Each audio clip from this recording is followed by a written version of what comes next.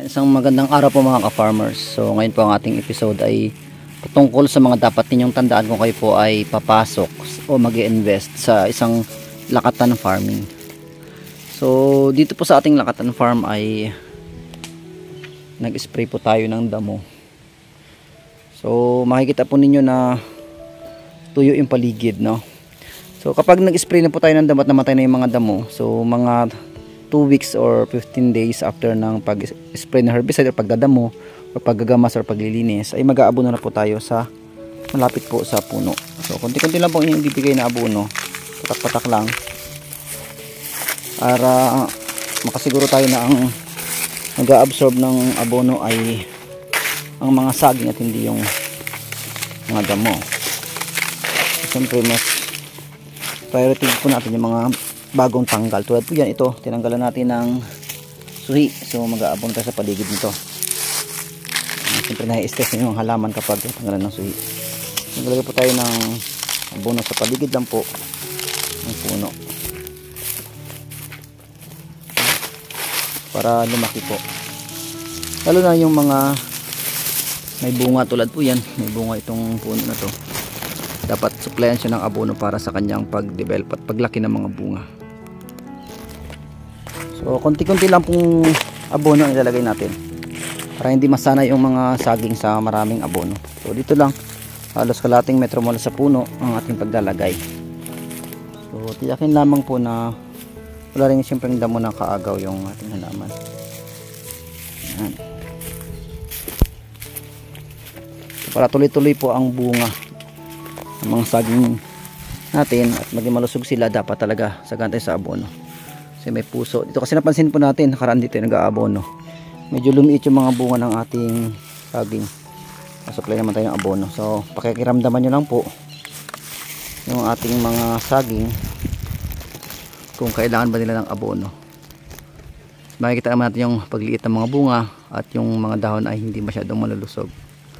Pag hindi po kayo nag-abono ay sayang lang yung ating effort, kasi ang mga saging po ay nangailangan po yan ng abono.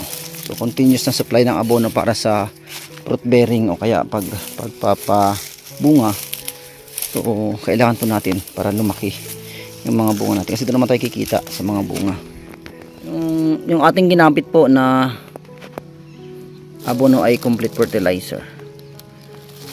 So kompleto yan para sa pagpapabunga at maintenance po ng saging natin.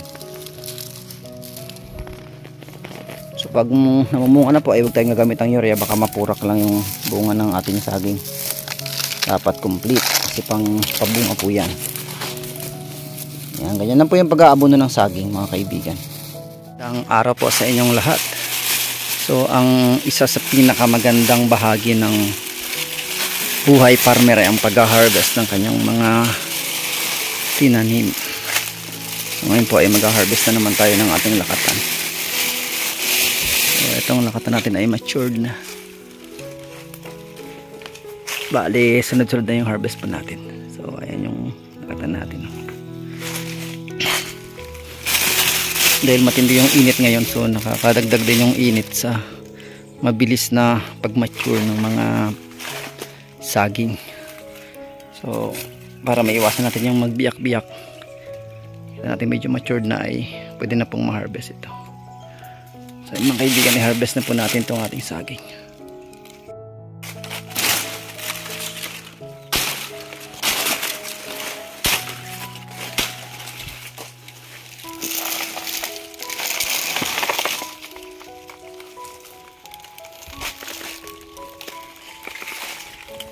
So mahirap lang harvestin pag wala tayong kasama.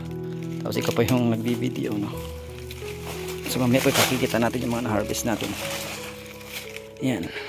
Ayan po mga kaibigan, naputol na natin yung lakatan natin. Tingnan natin yung quality ng lakatan natin. Ayan, okay. So pang first class pa rin yung ating lakatan. Yan. So papasanin natin ito at dadalhin na po natin sa ating tricycle. Ayan mga ka-farmers, so makikita ninyo na halos sunog-sunog yung mga damo gawa na nag-spray tayo ng herbicide. So medyo nakaramdam din ng yung ating mga saging gawa ng walang ulan ngayon. So matindi yung init, nag-iisang linggo na init. So sa isang banda naman ay humina naman yung atake ng sigatoka, pero siyempre naluluo yung mga dahon ng tanim natin. So dapat talaga ay hindi matapang yung timplada ng herbicide pag so ito yung ating i-harvest na yung kulay blue. So matured na sila.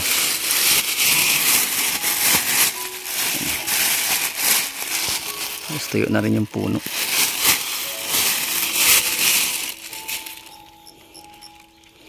So putol naman tayo mga kaibigan.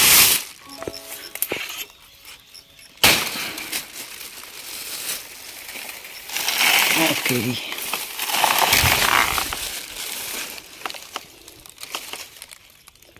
Dalawang buwig na yung ating in-harvest mga kaibigan. So class A pa rin itong ating nakatay. So makinis dahil nabalot natin. So ayan, dadalhin na natin sa ating sasakyan.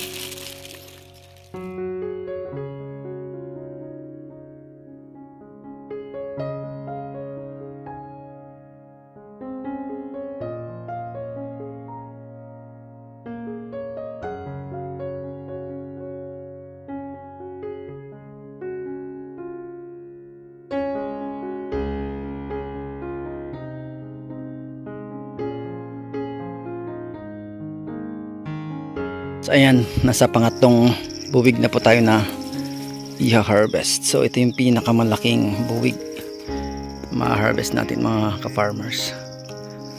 Ayan, so tinanggal natin yung balot. So goods na talaga ito para ma-harvest. Dahil tuyo na yung katawan, tsaka ayan, laki na. So as ano po sa schedule natin, ito siya ay talagang dapat ng ma-harvest. So, ayan, maiwasan yung pagbiyak ng mga bunga. So titibayin na natin itong malaking buwig na ito. Ayan, harvestin na po natin.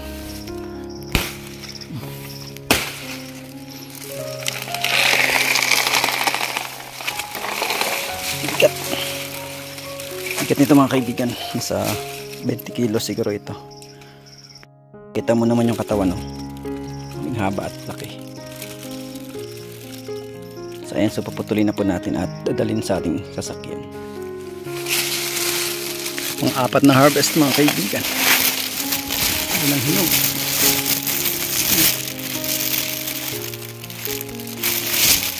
Nahinog na yung ating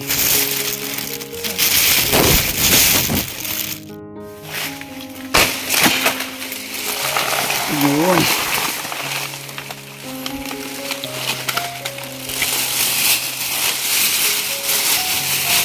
Ang gulang na ito. Hinog na.